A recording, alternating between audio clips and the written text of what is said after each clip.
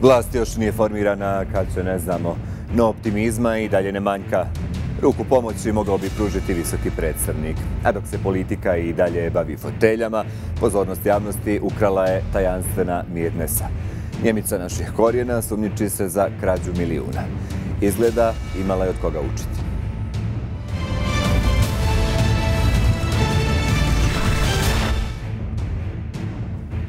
Dobro vam večer, dobrodošli u Newsnight i večeras o politici i kriminalu te svjetskim i sportskim aktualnostima. Ostanite s nama.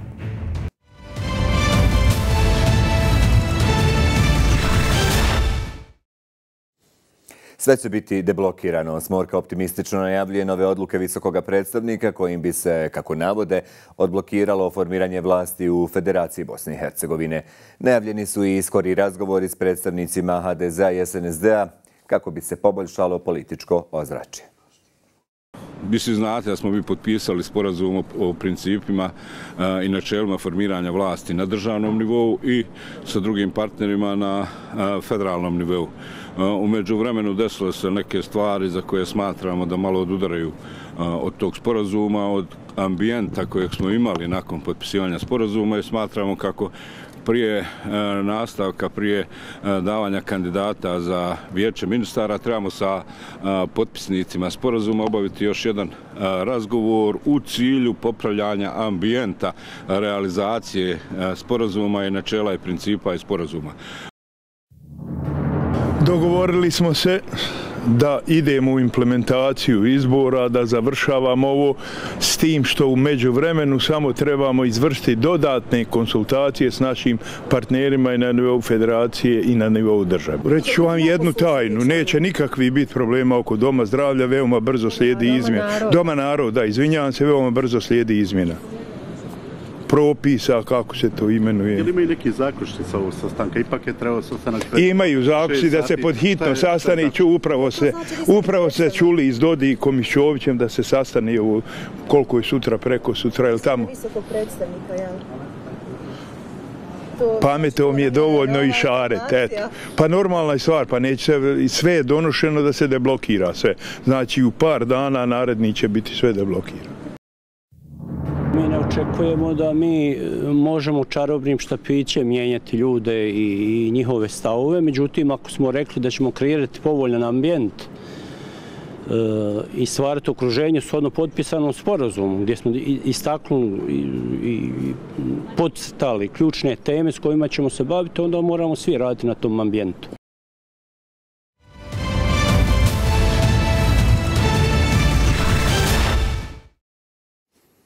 Javnost posljednjih dana mnogo govori o Mirnesi S. Pljačku milijuna eura nije mogla napraviti sama, vjerojatno je životno ugrožena i može se očekivati da u kratkome roku bude privedena, stav je struke. Mirnese nema među traženim osobama na Interpolovoj listi. Ni među Njemcima, ali ni građanima Bosne i Hercegovine. Njemačka policija, koja je za informaciju o spomenutoj osobi ponudila 37.500 eura, ne daje mnogo informacija zašto misli da se Mirnesa krije na Balkanu.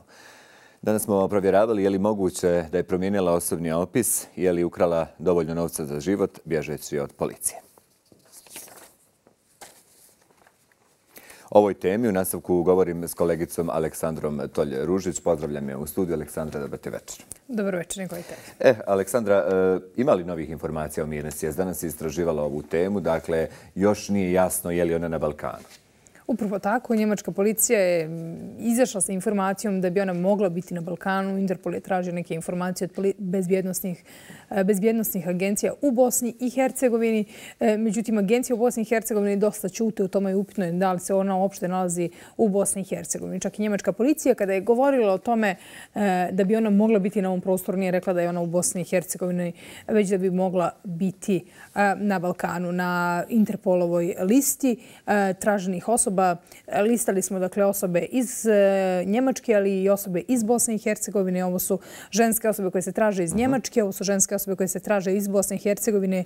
Dakle, 3 sigurno, Tošić, Slobodanka, najpoznatija javnosti koje se traže iz Bosne i Hercegovine. Među njima evidentno nema Mirnese Bešlić ili Mirnese S. Ne znam kako bismo protumačili ovo S kao neko estradno. Nisam to dokučila. Sad, što kaže njemačka policija? Čuli sam, već sam ja u vijesti rekao da dakle, nude određenu nagradu, ali nisu objasnili zašto smatraju da je ona ovdje. Oni u principu su vrlo kasno u javnost izašli sa informacijom da nju uopšte traže. Ta informacija je tek stigla do nas. Pljačka je bila u oktobru mjesecu. Dakle, skoro 3 mjeseca je prošlo od momenta pljačke. Do sada nije poznato gdje je Busovčanka porijeklom iz Busovače, dakle Mirnesa.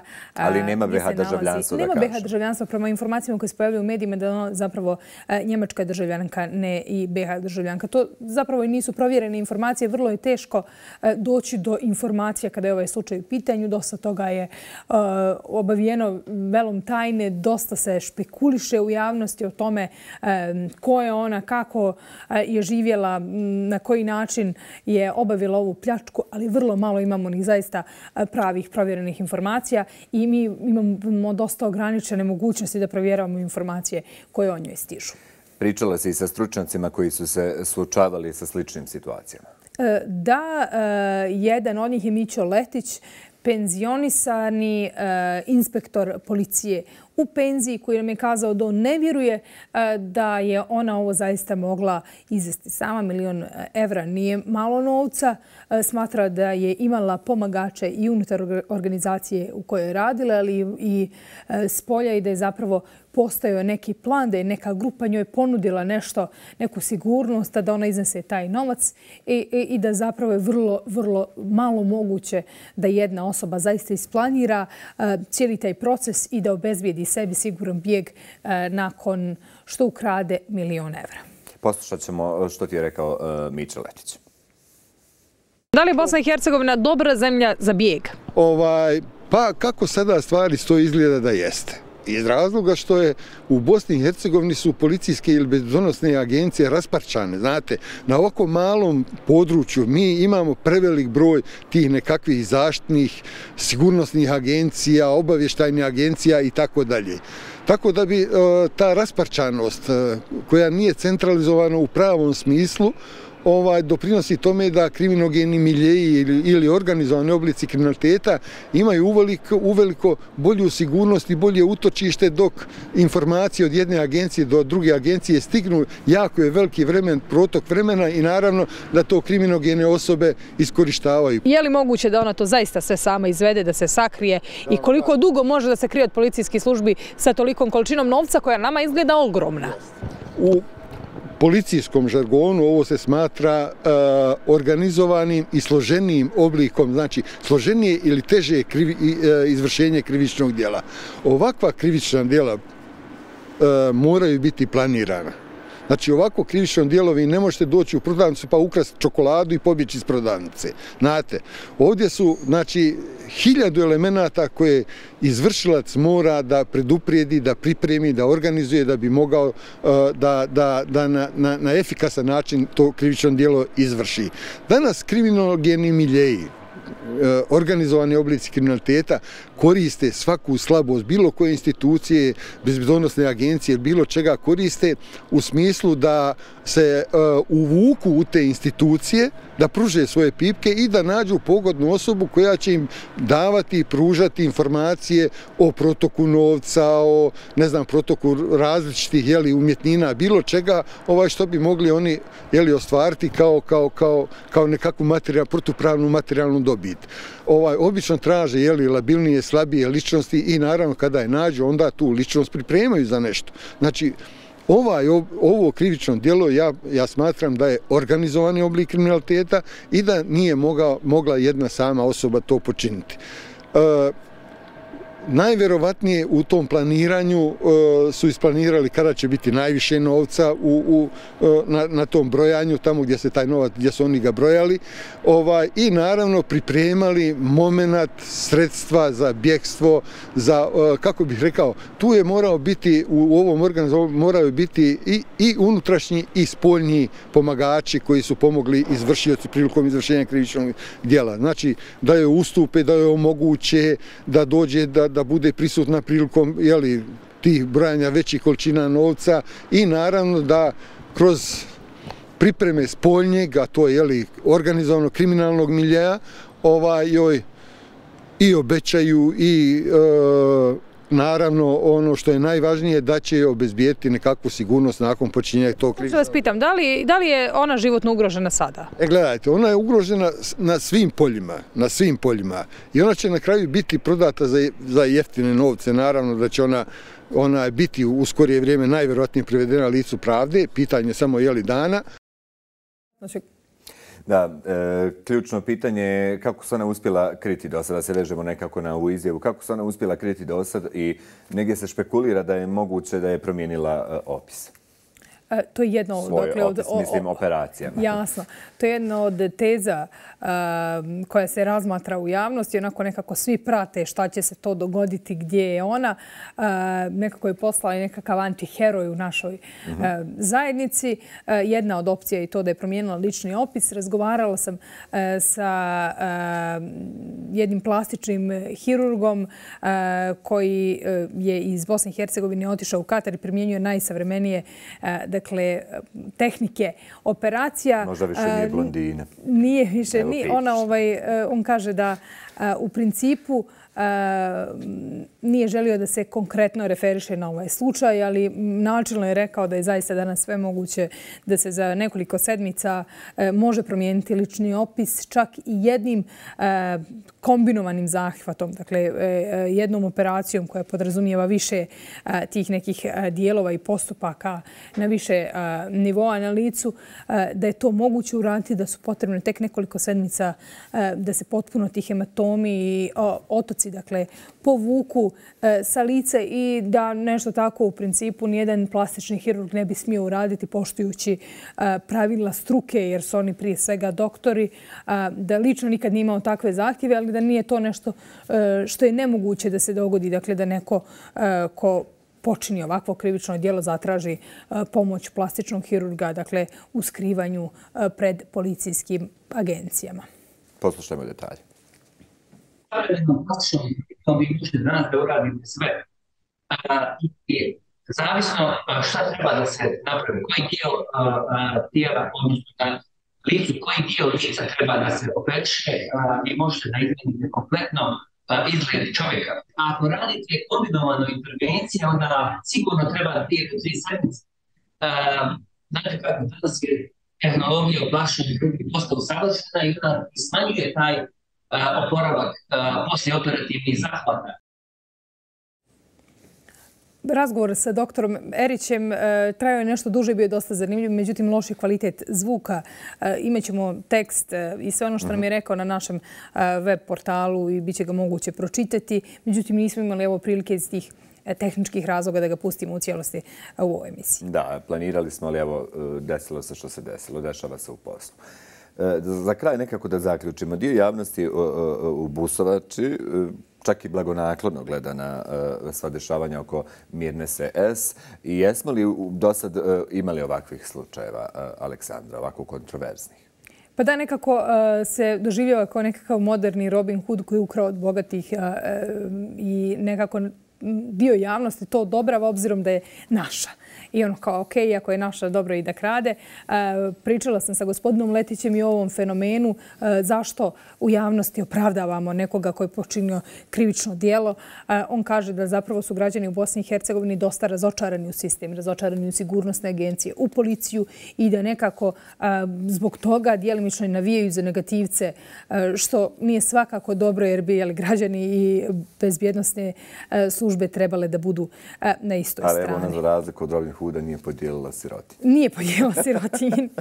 Ne znamo, možda i dijeli negdje. Možda mi to ne ja i ti nismo bili tamo. Ali kada je u pitanju primjeri kriminala sa Balkana koji su poznati u svijetu, možda najpoznatija kriminalna grupa je Pink Pantheri koji su onako pravili spektakularne krađe nakita. Isto tako su dobijali podršku dijela javnosti i nekako blagonaklono se gledalo na te njihove akcije. Izgleda da je nakon Pink Panthera zaista Mirnesa S iz Busovače postala nekako simbol kriminala bar ovih dana sa Balkana. Pa vidjet ćemo kako će se raspetljati ovaj slučaj. Hvala ti, Aleksandra, za večeras. Hvala, Nikola.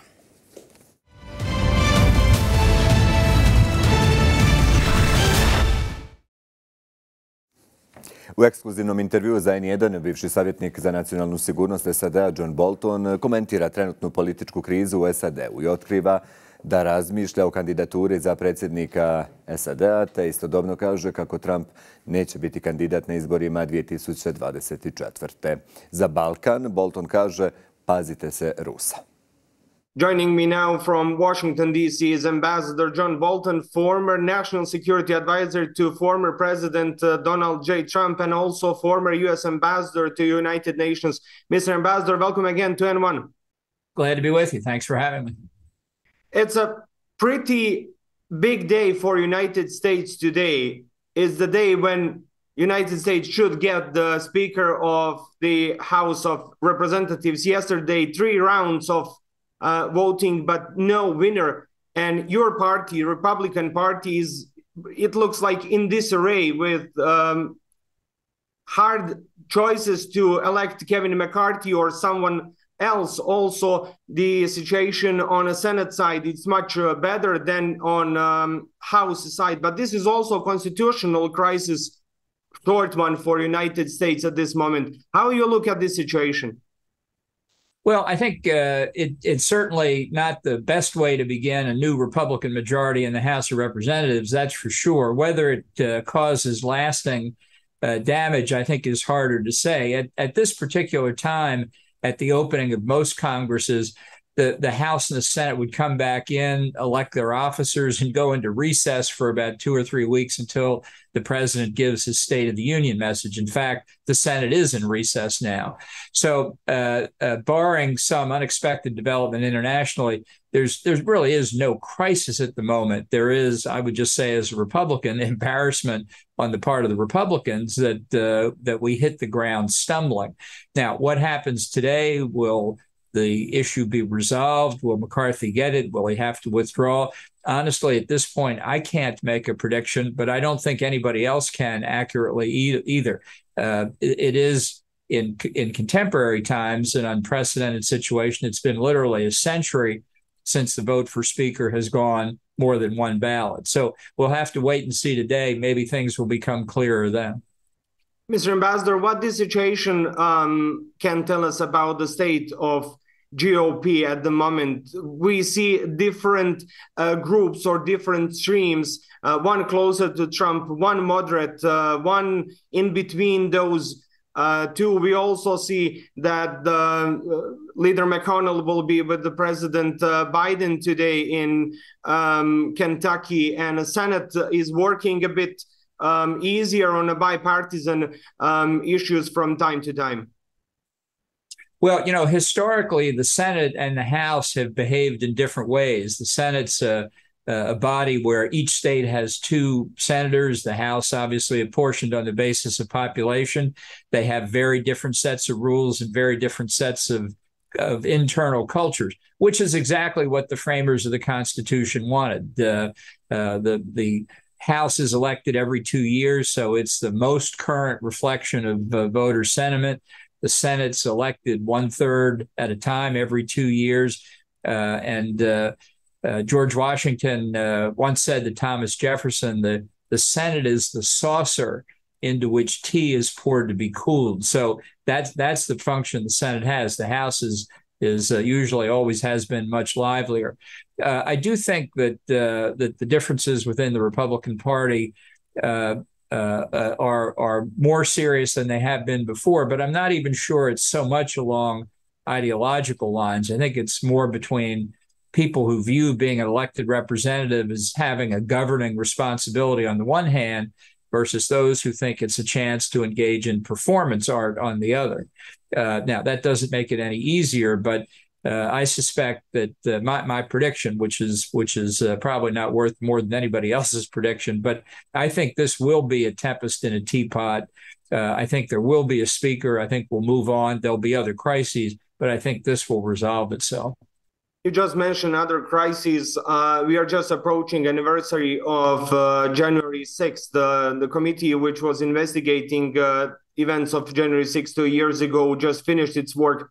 but GOP majority in the House is saying that they will start the new wave of investigations, including family of President Biden, IRS, DOJ, etc., etc., etc. Do you think that this will cause more divisions and more political games or fight around particular political interests instead of to be focused on how improve lives of average Americans?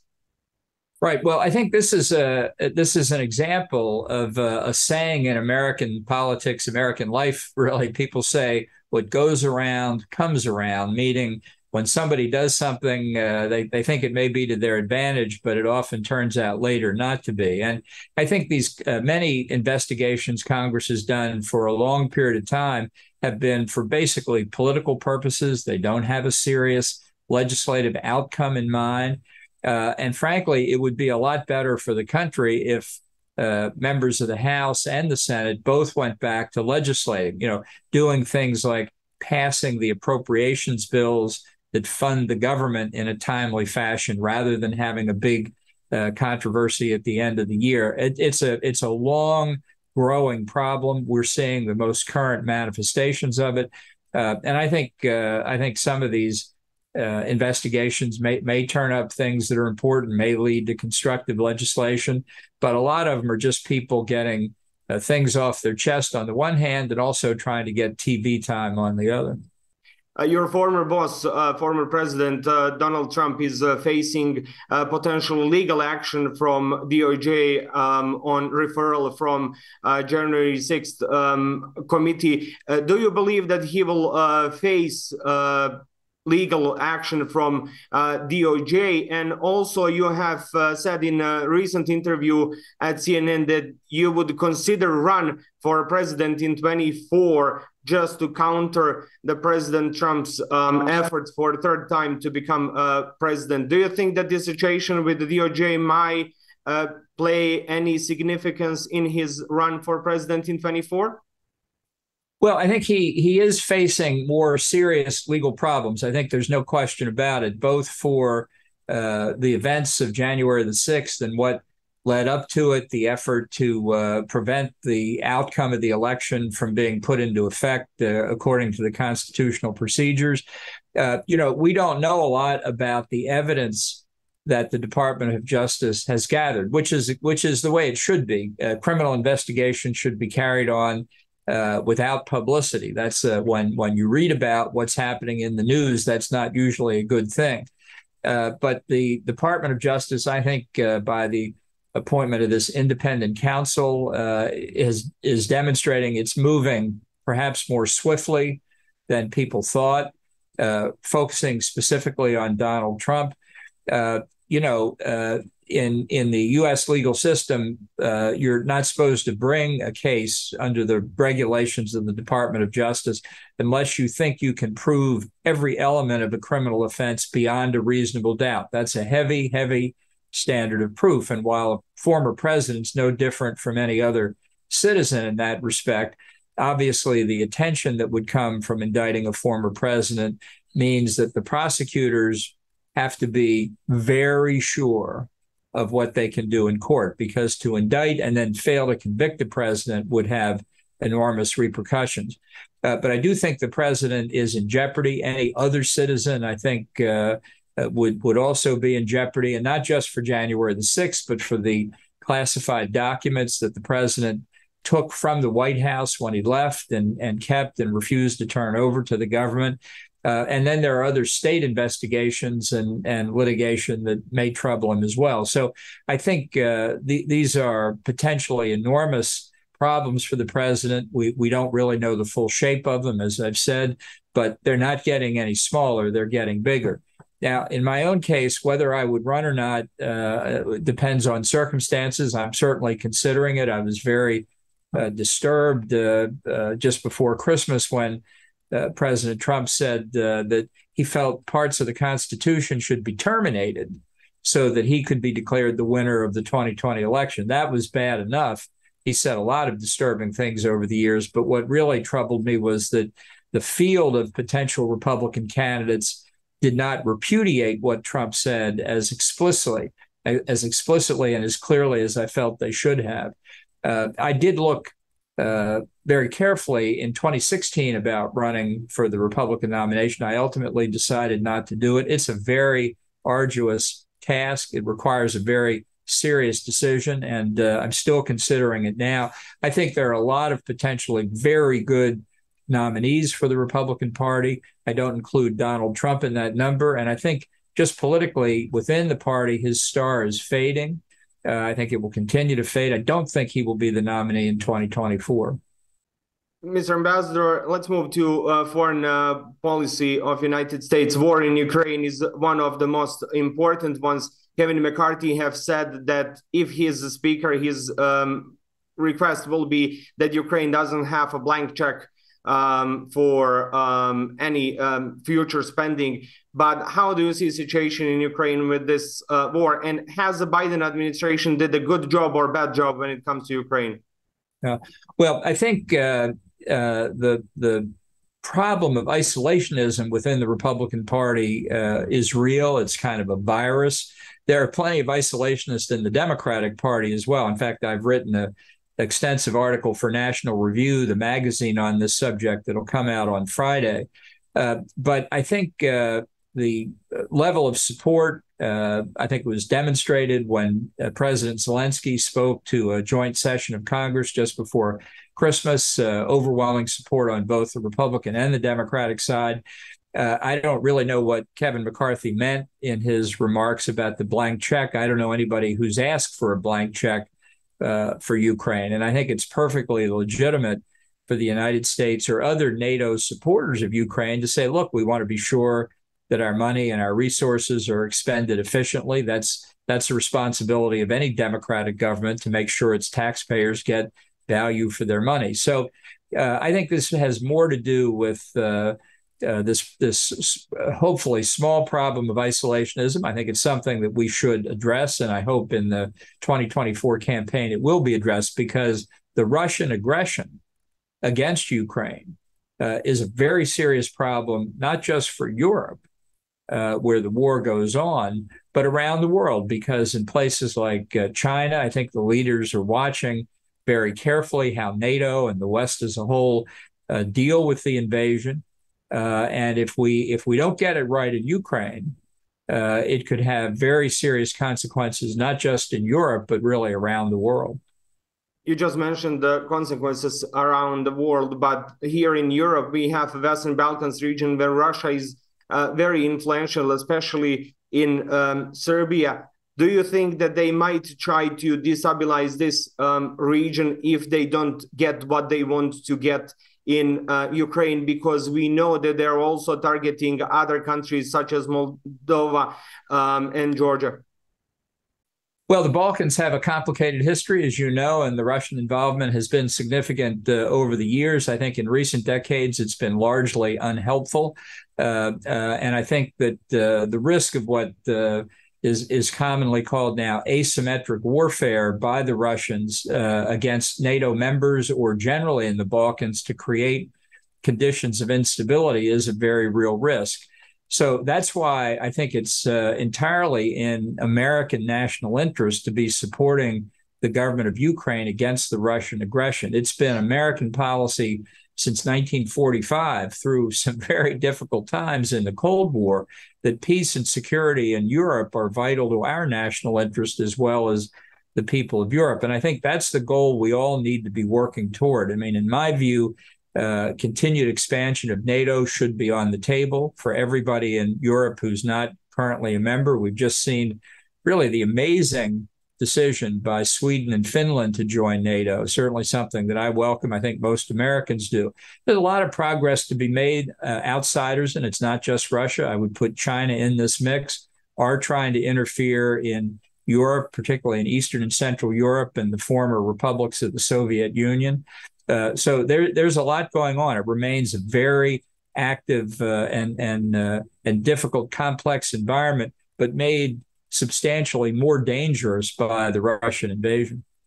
Mr. Ambassador, thank you so very much for your time and for this interview. And as we approach 2024, I'm sure that we will speak soon again. Well, I look forward to it. Happy New Year to you and all your viewers.